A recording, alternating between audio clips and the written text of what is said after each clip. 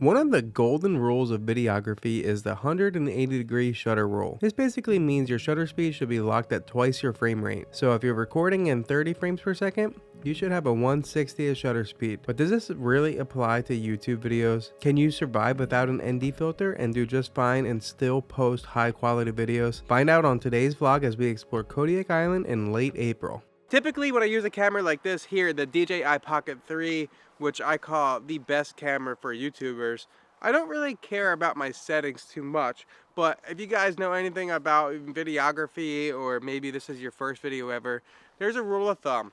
Your shutter speed should be double your frame rate. So basically if you're shooting 30 frames per second, your shutter speed should be 1/60th. When I use this, I don't use any filters or anything, so shutter speed, ISO is constantly changing. I leave it in auto mode. I'm talking to you on my Canon R5 Mark II right now.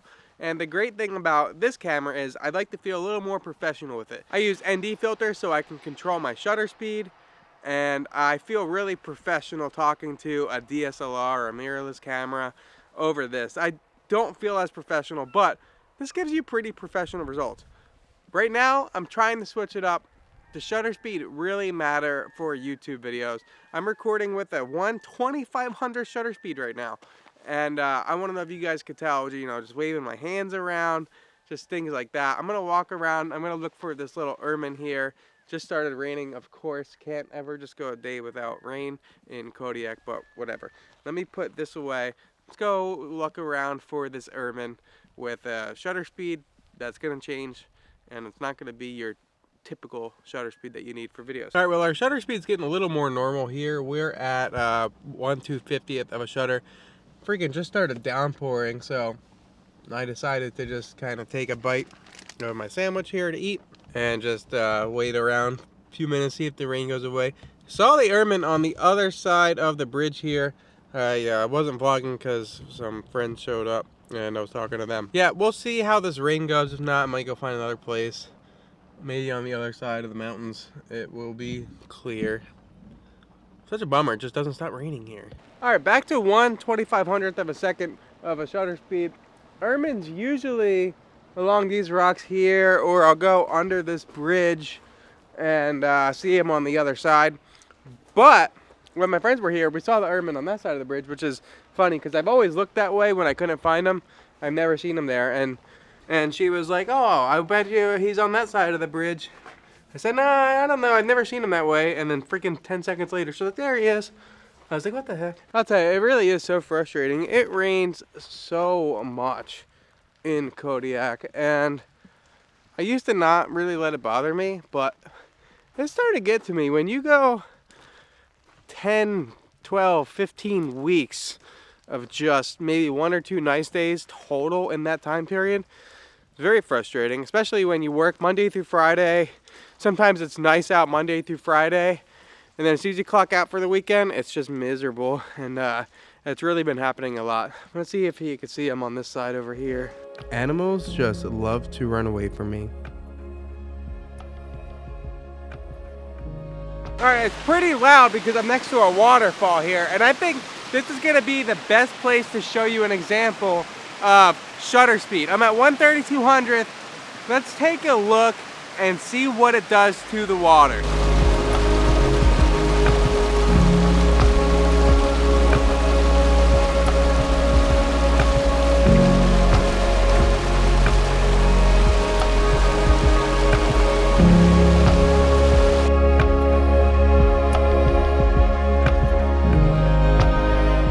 Alright, so if you ask me, it looks not very good. It's very just jittery, and there's one solution to fix this. You want to use what you're meant to use, like 120 frames per second at 250th shutter speed, or 30 frames per second at 1/60th shutter speed. Let's go to the studio and take a look at what you need. Well, if you want to take your footage serious, you're going to want to take the next step and get yourself a variable ND for bright situations. This here is the Case Variable ND and CPL. Great thing about this is not only does it have a circular polarizer built in, but you're getting 1.5 all the way up to 8 stops. A lot of companies will only give you like 3 to 6 stops, 1 to 3 stops, 6 to 9 stops, or something like that, 1 to 5 or 2 to 5. This is a great range, 1.5 all the way up to 8 stops. Let's find out how good this is. Case does have a well-known name for the products, and let's see if it proves so with this ND filter here. All right, let's see what we get. Oh, it comes with its own lens cap, which is nice. I've had ND filters with magnetic caps, and I honestly really like them until you find out they fall off really easy. The magnet's not that strong. Some of those brands need to really up their magnet strength. So having a real lens cover for this is going to be pretty nice, knowing it'll stay secure and knowing I can leave it on my bag. So here's the ND filter right here. This thing is pretty clean looking. It's got a nice silver and black aesthetic with a red adjuster on the side, which is really nice. Yep, 1.5 all the way to 8 stops is pretty nice. Let's just pretend we're throwing it here. That's what it does. Look at that, just at the flip of a switch. So that's what it's going to look like when I put it on there. Let's go back outside and see how good this works. We'll do a couple tests with some photos and see if this thing holds its quality. And we'll also make sure that our lens cap stays on and that's nice and secure, which is really, really nice. Sweet. Nice job, Case. I'm using a 15-35, which is 82 millimeters. Let's just see if it works with regular lens caps as well. No, it is a special size lens cap. So, 86 millimeters. I just realized it says it on here. So if you have an 82 millimeter thread and you get the 82 millimeter ND filter, it'll work, but it comes with the 86 millimeter lens cap. All right, now let's go outside and test it. All right, here it is, the ND filter. Let's put this on, and you can see it's pretty set high. So let's screw this thing on really quick. I accidentally stopped recording, but here's what the proper shutter speed looks like for videos. Can you tell the difference?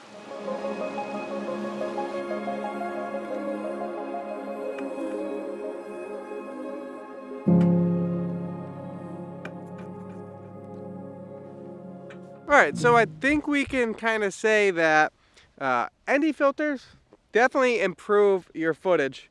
But if you're just talking to a camera, you know, like I said, I love the Osmo Pocket 3. I think it's the best camera for YouTube and I don't worry about the settings. But if you want to make your footage look any sort of cinematic and get some B-roll, definitely recommend getting an ND filter. There's a link to this Case ND filter in the description below.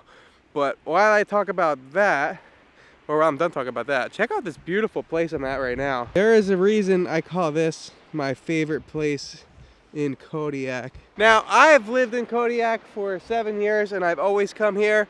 My legs still tremble thinking about how high up I am. And, you know, one of the things that gets me the most, well, that's a nice looking thumbnail right there.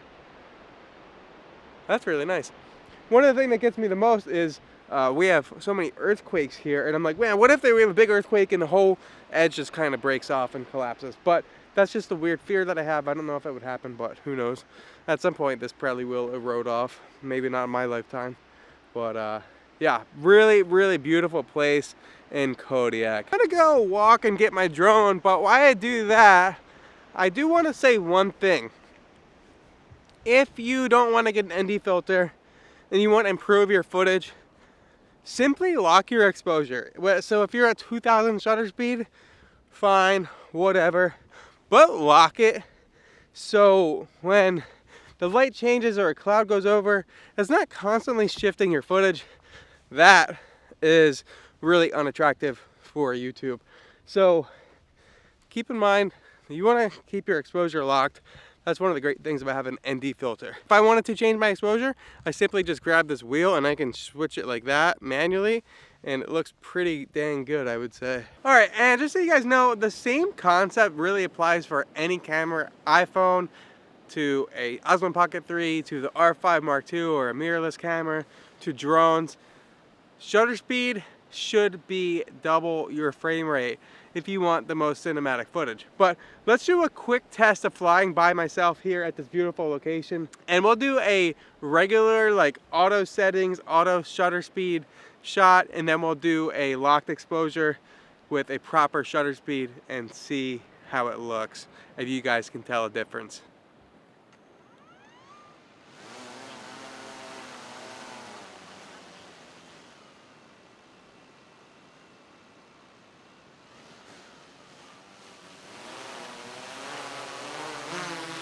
That was weird. I never had that. Like my battery, like the motors were dying or something. All right, so I'm not going to adjust the aperture. The great thing about the Mavic 3 Pro is it has an adjustable aperture, which helps when you set an ND filter on. You can really fine tune your settings.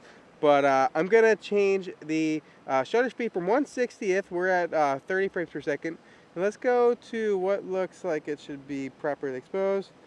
And it's going to be like 1/200th. Will look pretty good. So let's try this.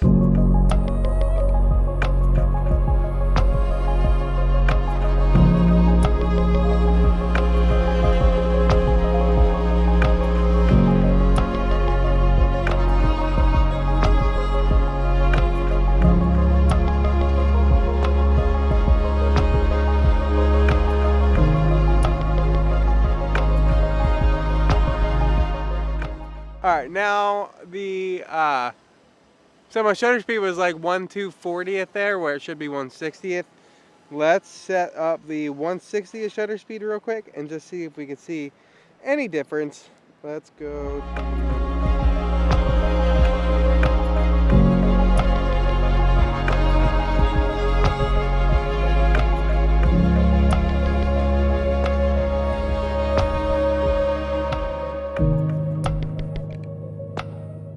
As I fly and talk to the camera here, we will see how the footage looks. One of the cool things about this location is this is a great spot to view the gray whale migration.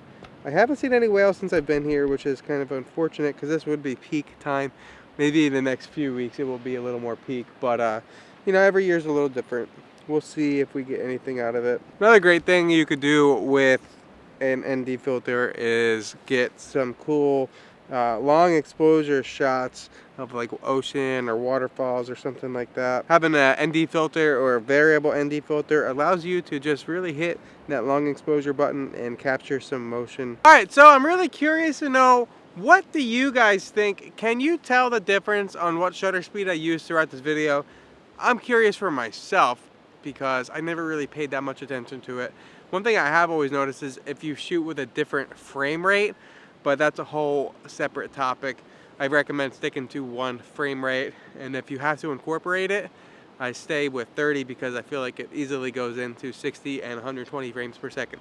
But can you guys tell the difference? And I will say one thing I'm noticing right now is this filter does at max capacity have this this little cross shadow here. You can see it here in the bottom and here up here. See, as I increase it, you really see that come out. So that's just one thing to learn when you use a variable ND and CPL. You're gonna get that. All right, that's all I'm gonna say. I'm gonna check out the video once it's on YouTube. I'll leave my pinned comment on my thoughts. And yeah, I mean, at the end of the day, you are better off using the best shutter speed for your frame rate. All right, well, thank you guys so much for watching. Hopefully you learned something in this video. That's all I'm gonna have for this one. Let me know your thoughts in the comments below. If you guys want to see more of this place, check out this video right up here. That's all I got.